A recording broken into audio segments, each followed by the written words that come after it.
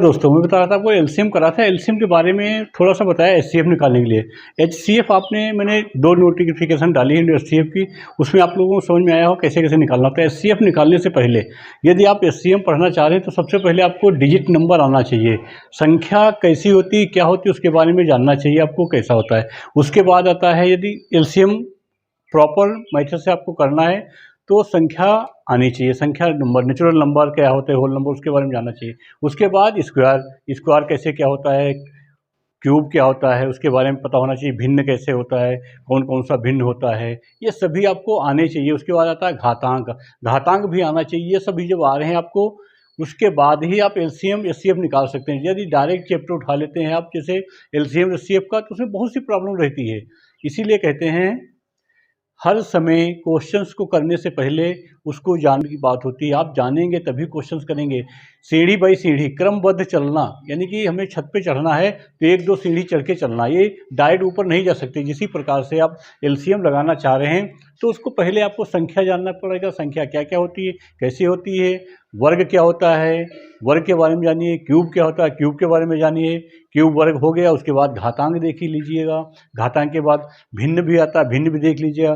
थोड़ा बहुत अनुपात भी के बारे में ज्ञान होना चाहिए। उसके बाद ये सब पढ़ने के बाद आप एलसीएम पे आएँ। एलसीएम एचसीएफ उसके बाद करें तो ज़्यादा अच्छा रहेगा। डायरेक्ट आप एलसीएम एचसीएफ निकाल रहे हैं तो क्वेश्चंस नहीं लगा सकते।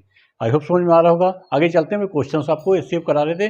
बहुत अच्छा क्वेश्चन मैंने बताया था, हेडिंग बताई थी। आप एचसीएफ हमारे पास मैंने बताया था कोई भी संख्या, विशेष ध्यान रखेंगे, यदि हम एचसीएफ निकालते हैं, क्या करते हैं, एचसीएफ निकाल लें तो दी गई संख्या 1 2 3 4 जितनी भी संख्या दी होगी उसमें से जो सबसे छोटी संख्या होगी वो या उससे छोटा, आई रिपीट, समझा रहा हूँ, समझ लीजिएगा क्या कहा, जितनी भी संख्या गिवन में दी होंगी क्वेश्चंस में उससे छोटा या वो नंबर वही एचसीएफ होगा। उससे बड़ी संख्या नहीं हो सकती एचसीएफ, ये मैंने बता दिया था, समझा भी दिया था। अब क्वेश्चन बताता हूँ, बहुत अच्छा क्वेश्चन है। इसमें भी देखिए कई लॉजिक हैं। मैं एक क्वेश्चन बताऊंगा उसमें 2-3 लॉजिक बताएंगे। एक ही क्वेश्चन करिए, अच्छे से करिए। एक क्वेश्चन करेंगे, अच्छे से करेंगे, प्रॉपर मेथड से करिए। जब तक समझ में नहीं आए तब तक देखिए, बिल्कुल समझिए, उसके बाद आगे करिए। स्पीड में नहीं भागना हमें, ठीक है। आगे चलते हैं। क्वेश्चन हमारे पास है, जैसे हमने लिखा यहाँ पे फाइंड द, इंग्लिश में लिखे, हिंदी में कुछ नहीं लिख लें, हिंदी यहाँ पे लिख देता हूँ, find the HCF, find the HCF, ठीक है। क्वेश्चन क्या कह रहा है, क्वेश्चन कह रहा है 210 कामा 420 420, अगला 84 840। विशेष ध्यान देंगे यहाँ पे। मैं इसके दो मेथड बताऊंगा करने से। मैंने दो मेथड बताया आपको, एक क्या बताया, प्रॉपर नंबर से डिवाइड करने के प्राइम फैक्टर के अकॉर्डिंग बताया, और दूसरा बताया डिवाइड से, दोनों बताया। अब एक अगला नया मेथड बता रहा हूँ, बहुत आसान है। उसको क्या करते हैं, कंबाइन करेंगे दोनों में, ठीक। तो आपने जैसे इसको मैं किसी भी नंबर से लगाता हूँ, जैसे आपने कहा मैं किससे लगाएं, बोलो बोलो, अच्छा ठीक, अभाज्य से लगाते हैं। चलिए अभाज्य मतलब प्राइम नंबर से लगाता हूँ। प्राइम नंबर इसके हम पहले फैक्टर करते हैं। इधर जैसे हम फैक्टर करेंगे, जैसे हम फैक्टर करेंगे तो क्या हो जाएगा, फैक्टर करेंगे इधर, तो यहाँ पे हमने लिखा 21 का फैक्टर, ठीक। क्या होगा, 2 से डिवाइड करेंगे, कितना आएगा बताइए, 15 15, नहीं गलत हो गया। देखिए इसको 2 से डिवाइड करेंगे, 105 आता है डिवाइड करने पर, विशेष ध्यान रखेंगे। इसको डिवाइड करेंगे ये आएगा, फिर इसको 3 से डिवाइड करेंगे। हमेशा अभाज्य संख्या से डिवाइड होता है, मैंने बताया था आपको, ठीक। तो यहाँ पे क्या हो गया, 3 से डिवाइड करेंगे 3 5, फिर 5 से डिवाइड किया 5 7, 7 से डिवाइड किया 1, ठीक। तो यहाँ पे हमने कहा था इसको करने के बाद लिख लेते हैं।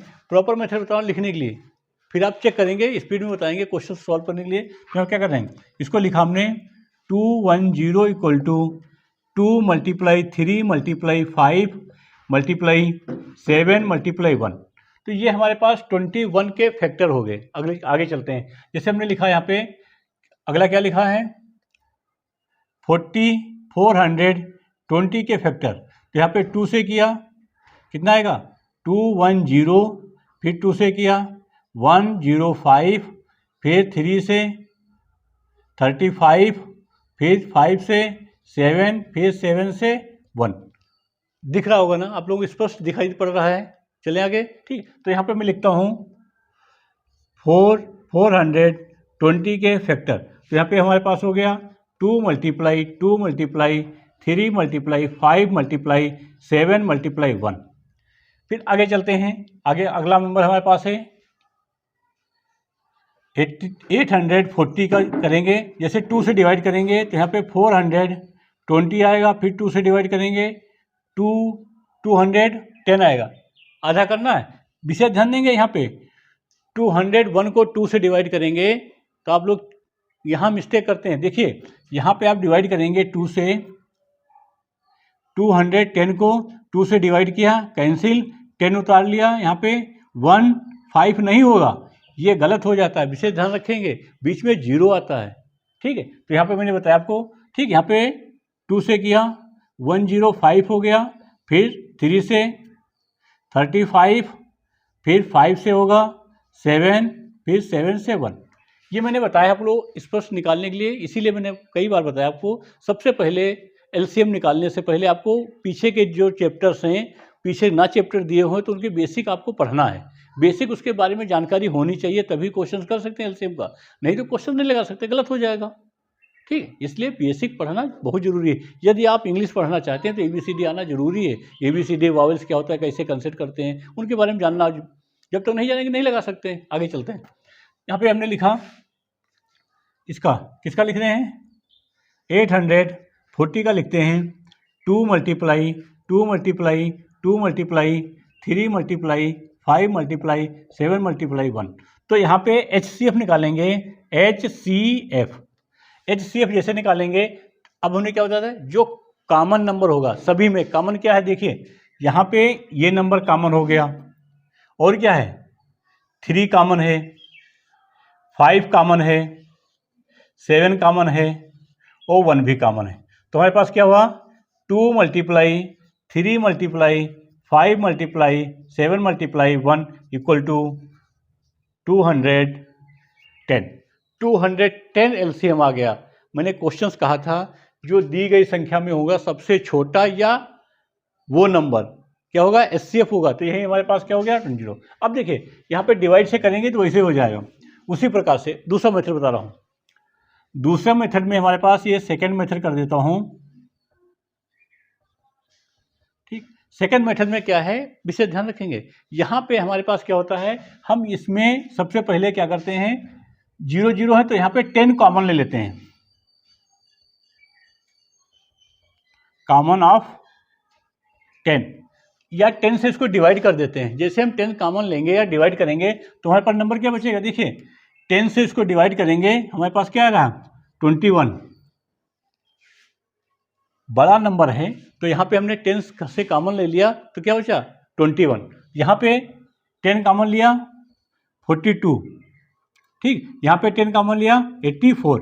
अब हमें क्या करना है, यहाँ पे जो नंबर आ गए 21, 42, 84, इन तीनों नंबर में HCF देखना है।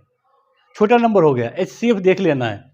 HCF देखेंगे हम, जैसे इसका HCF देखेंगे, प्राइम फैक्टर कर दीजिएगा तो इसका होता है 3 7 मल्टीप्लाई 1, ये तो हो जाएगा। इसका क्या होगा देखिए, ये 6 7 आप कर लेते हैं, 6 7 कर लेंगे ना तो 6 के क्या होते हैं, अरे 6 के 2 3 होगा। तो यहाँ पे देखिए इसका हो जाएगा 2 3 7 1। ठीक है, यहाँ पे ये इसको देखिए किस टेबल में आप तोड़ सकते हैं, इसको थोड़ा इधर लिखते हैं, किस टेबल में आप तोड़ सकते हैं 84 को। तो हम इसको तोड़ सकते हैं किसमें, 6 और 14, 14 6 जा में तोड़ सकते हैं इसको, 14 6 जा होता है यही। तो हम इसको क्या करेंगे, इसको इस नंबर को तोड़ेंगे कैसे, 2 3, इसको तोड़ेंगे 2 7 1 तो रहेगा ही। तो ये इसके क्या हो जाएंगे, यही तो फैक्टर होंगे, यही फैक्टर होंगे ना। ये इजी मेथड हो जाता थोड़ा सा करने का, बस आपको क्या है टेबल आनी चाहिए, मैंने बताया है स्पेशली। ठीक है, अब क्या करेंगे, देखिए कॉमन नंबर इसमें क्या है, ये दोनों में है, ये है और 3 7। अब देखिए और कोई नंबर है कॉमन, तो यहाँ पे HCF क्या हुआ 3 मल्टीप्लाई 7 मल्टीप्लाई 1 यानी कि 21। ठीक, और हमने कॉमन पहले से क्या ले रखा है 10, तो इसको 10 से 10 कॉमन लिया था, 10 से मल्टीप्लाई कर दो तो आंसर हो गया 2210। तो यहाँ से भी हम HCF निकाल सकते हैं। आई होप समझ में आया होगा। मैं दूसरा क्वेश्चन बताता हूँ। HCF बड़ा नंबर होता है तो उसमें कॉमन लेके कैसे निकालते हैं, एक और क्वेश्चन लेता हूँ, देखते रहिए हमारी वीडियो। धन्यवाद। बताया आपको कॉमन लेके कैसे करते हैं। इसमें देखिए अगला मैं क्वेश्चन ले रहा हूँ, बहुत अच्छा क्वेश्चन है। यहाँ पे लिखा मैंने 200, समझ में आया। फिर दूसरा क्वेश्चन से 300, फिर एंड लिख देता हूँ 700। इन तीनों में आपको HCF निकालना है। तीनों में क्या करना है, HCF निकालना है। तो HCF निकालने का यदि हमारे मेथड से निकालेंगे तो बहुत आसान हो जाएगा। हमने क्या कहा, आपको इसमें सबसे पहले बस क्वेश्चन देखते ही आपको अभाज्य संख्या से प्राइम फैक्टर या डिवाइडेशन नहीं करना है। सबसे पहले देख लेना उसमें कुछ कॉमन नंबर है या नहीं है।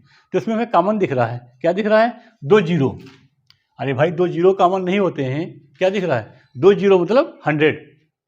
तो यहाँ पे हमने क्या लिख दिया, 100, तो ये कॉमन हो गया। इसको हमने कॉमन अपने पास रख लिया, 100 कॉमन रख लिया ना। तो 100 कॉमन रखने के बाद हमारे पास क्या बचेगा, यहाँ पे बचेगा 2, 3 और 7। 2, 3, 7 रिमाइंडर बचेगा।